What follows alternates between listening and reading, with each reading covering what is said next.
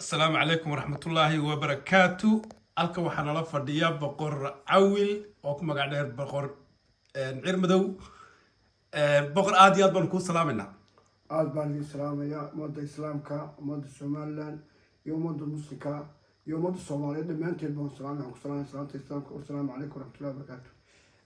aad iyo aad baan kuu salaaminaa. sidoo kale boqor waxaa jirta xaalado badan oo kasoo kordhay dhinaca somaliland, gaar ahaan og iyo wixii ka baaleeya.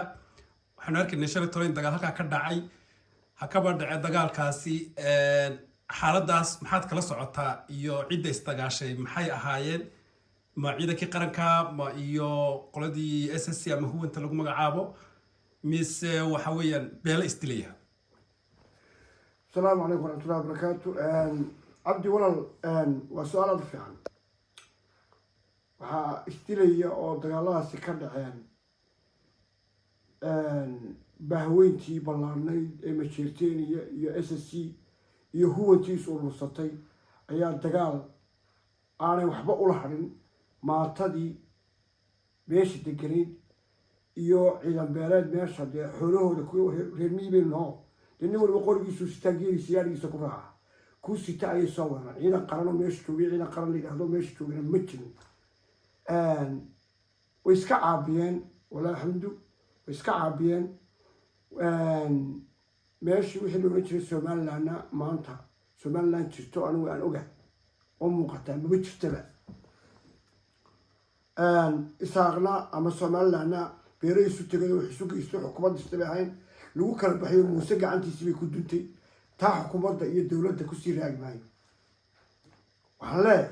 beesha habar jeclo dagaal ballaaran baa haysta. xukuumaddii ay isu dhiibeen ee ay naga garbinayeen ee awalisada ahayd ee islahaayeen nimanka geela idila joogo geljir waanu kala jiraa ay bahashi intay naga soo laliyeen argeysa keeneen. taasaa ku dhacday maanta in ciidankii qaranka la yihahdo amar ma haystaan oo maatada iyo ciyaalkii carruurta lagu laynayo haw gudbina oo haw tegina oo haw gurmanina. somaliland waxay ku noqotay beelo beesha isaaqna la hadlaya amase beesha habarjo. horta waxaan la hadlayaa suldaanka guud ee suldaan xasan ee subeer awal. suldaanka subeer awal wuu tegey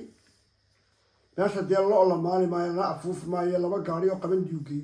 iyo balastimool. meesha waxaa looga baahan yahay haddii inankoodii baa maanta talaada muddida daabkeeda haya. haddii inankoodii la hadli kari waayeen oo odhan waayeen dadkan asraanta ku furtay ee meesha ku leecanaya ciidamada fasax oo maxaad ummadda lagu tala gashay ay garan waayeen, ma wuxuu garan waayey waa suldaan guud. isaaqna waa beelo somalilandna waa beelo ma wuxuu garan waayey beeshaada ciidan ka qaadana loo la afuufi maayo meesha loo muugeynin la cune wuxuu garan waayey ciidankaaga ciidan beelaadkaaga qaad oo tolkaaga lalaynaya maanta habar jeclo u geed. taasuu garan waayey. waxaan leeyahay suldaanku halkaa uu ku fashilma. madaxweyneyo fashilmayn arkayni suldaankiina wuu raacay, halkaa waqbaa ka raacday. haddaan sanay beesha garxajistaan boqorkooda ah beelweynta garxajis. walaalayaal habar jeclo hiil baanu isku leena oo hanti baanu isku leena oo walaalaanuna. isaaq waxaan leeyahay intii wax garanaysa arabka midiga ee wax garanaysa maanta talnama tii la eeganaya maaha, waa tii garabka loo baahnaa. waxaan beelweynta garxajis ee aan boqorka u ahay mid qurbo jooga iyo mid qorqor jooga iyo mid ciidanka qaran ka tirsan iyo mid beelaysan oo geeliisa raacayba waxaan leeyahay qoriga qaado tolkaas dhactaan. tol bay maanta habar jeclo u baahanta. harti meel uu joogayba hadday ogaadeentay, hadday majeertayntay, hadday maraxaan tahay, hadday meel uu joogayba hub iyo rasaas iyo ciidan iyo maalba waxay dul dhigeen maanta habar jeclo. yaa maali jiray maalintii la odhan jiray waa maalintii la kala socnaan jiray. habar jeclana niyad qabusaa leenahay halkaan iska xigno rag baa idinka xiga horena waa ogeyday haddana caddaynteedii baanu tusanaa garabkiinaanu taagana huwanay waynu surranna. okay, waxaa jiray ciidankii qaranka inuu joogay magaalada og. ciidankaas ciidan aada u ballaaran weeyaan. miyaad ciidankaasi kala dhex gelin haddii aad leedahay beelahaasa isdilay amase huwantii waa kusoo duushay beesha habar jeclo? walaal wax qaran la yidhaahdaa ma jiro. waa mu'aamaro loogu talagalay. abtiyaashii waa la khiyaabeeyey, habar jeclo waa la khiyaabeeyey. madaxweyneaan ka dhigay madaxweyne bay ka dhigeen inay ku leedaan oo meeshaa lagu mariyo cududooda baabiyo buugu talagalay. arrin siyaasadaysan waxay kala dhex galeen ma jiro ciidankii qaranku ku yidhahda raggii wata laynaya lu gurmanayna amar ma haystaan baan odhanaya waxaana la sheegayaa warar hoose oo hoose markaan la xidhiidhay somaliland warar hoose waxay ii sheegayaan inuu muuse ka dambeeyo inaan dagaal la qaadin haddii aynu u hadalno dhinaca beelaha maxamed kaahin waxa weeye wasiirka arrimaha gudaha dhammaan ciidanka qaranka ama se booliiska oo dhan isaga haystay arrimaha gudaha iyo wixii dhibaato ka dhaca waddanka oo arrimaha gudaha oo dhan aad iyo aadna saaxiibo wuxuu yihiin madaxweynaha jamhuuriyadda somaliland muuse biix miyaan maxamed kaahin maadaama uu yahay nin habar jecla ah markaad xaggaad u hadlaysid beel ahaan aynu u dhigno miyaanu kala hadli karin oo odhan karin arrinkaad wuxuu wadaa sidaad wuxuu wadaa muuso cabdo arrin hadal muhiima waad ka dhawaad oo meesha ku jirta ma maqlaysi in dhaweyto maalmihii dagaalku dhacay shan atanki markuu dagaalku dhacay ciidamada qaranka lama soo jebiyo oo ma odhan kale lasoo siyaasadeeyey dowladdu isjebisay ma xasuusataa waxaa jirta in la yidhi waa la taagay ciidanka qaranka waa la taagay waxaan qabaa ninka la yidhahdo ina kaahin iyo ninka la yidhahdo saleeman gaalba way taagan yihiin raggaan aqaanay waan aqaanay jaxbadii baan isku ahayn raggaan iskarana bay ahayn isku weliba magaalaan kasoo jeedna magaalada baaldheer kasoo jeedna oo kusoo koro reerkiisa cabs kusoo koreen nin jira buu ahaa nin halyeeya buu ahaa nin halgamaaya buu ahaa nin taariikh dheer kule buu ahaa taariikhda qayb dheer kule buu ahaa wuu taagan yihin haddaynu dhigno sida kale markaa waxaynu ku eegnaado aad igu leedahdo su-aasha markaad weydiinaysa waxaynu ku eegnaa nin la taagay iyo ummadiioo la laynayo laba ninoo taagan oo madaxweyne iska daba socda madaxweyne kusheegi iska daba socda dadkiina kurta loo dhamaynayo maatidii la diliyo carruur la diliyo inamadii iyo kurka laga guray aanu daawanayno miyaanu ku eegna xunaa ina kaahin iyo dowladda ugu jira asuga waa intaanu sugnin dib u sugi mayno waa tolku hiil buu nooga baahan yahay hiilkiiyo buuxaanu sida ninkii garxajis ee meel kastuu joogana saadka iyo ciidanka iyo qaranka iyo qoriga xagga hore hala tago ka ciidan ku jira ha ka baxo ka geelisa jooga ha ka soo dhaqaaqo ka qurbaan jooga shirinka ha diro ka madax dhaqan maxaaneed miydaan si toosa ula xidhiidhi karin madaxweynaha jamhuuriyadda somaliland maadaama